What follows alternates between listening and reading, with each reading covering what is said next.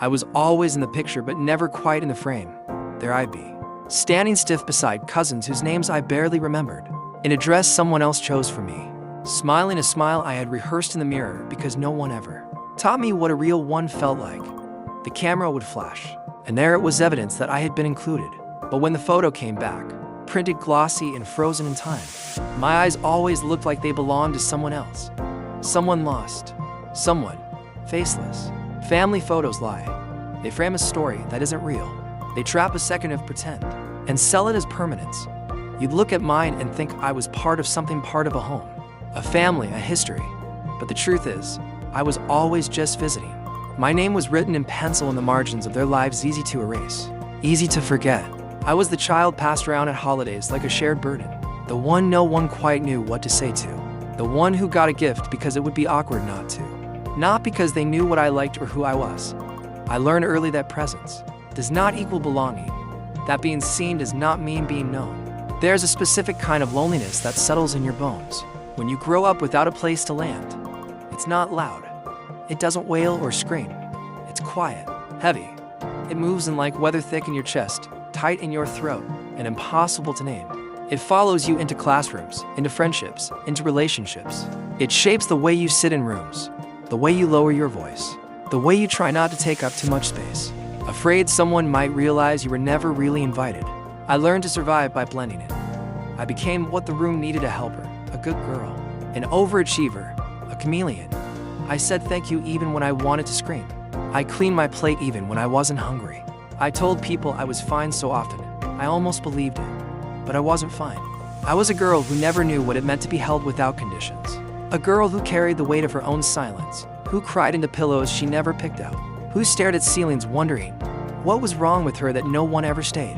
And the hardest part, I couldn't even ask for what I needed, because I didn't know. I didn't know what safety felt like. I didn't know what it meant to trust without trembling. I didn't know that love wasn't supposed to feel like a test I was always about to fail. I remember birthdays where the candles burned down before anyone sang. I remember pretending not to care when no one showed up to the school play. I remember watching other kids run into open arms after class, while I stood by the gate, trying not to look like I was waiting, because no one was coming. I became a master at erasing myself, at making sure no one had to worry about me, at being low maintenance, undemanding, invisible. I thought if I was easy to love, someone might finally choose me. But love never came, not the way I needed it. It showed up in fragments, in charity, in duty, in obligation, not in the way that wraps around you like a blanket and says, "You're mine. I've got you." So I built walls, not all at once, but brick by brick. A joke here, a deflection there, a smile that didn't reach my eyes, a shrug instead of a tear. I told myself I didn't need anyone, that I was better off alone, that family was just a word people used to excuse pain. But the truth is I wanted it, desperately. Not the kind you see on TV, just something simple. A place where I could be messy, loud, quiet, wrong, and still be loved. A place where I didn't have to earn my seat at the table. A place where I didn't have to wonder if my absence would even be noticed. I looked for it in all the wrong places. In lovers who wanted my body but not my story. In friendships where I gave too much and received too little. In jobs where overworking became my way of asking, do I matter yet? I kept trying to prove I was worth keeping, that I was more than a burden someone forgot to love. But somewhere along the way, I broke. Not in the dramatic, cinematic way. Not with sirens or headlines. Quietly, in the middle of a normal day. I dropped a glass in the sink, and when it shattered, I did too. I sat on the kitchen floor and cried for every version of me that had to be strong when she was breaking. For the girl in the family photo who was there but not really. And in that moment, I stopped trying to belong in places that only welcomed the idea of me, not the truth of me. I stopped contorting myself to fit frames I was never meant to be in.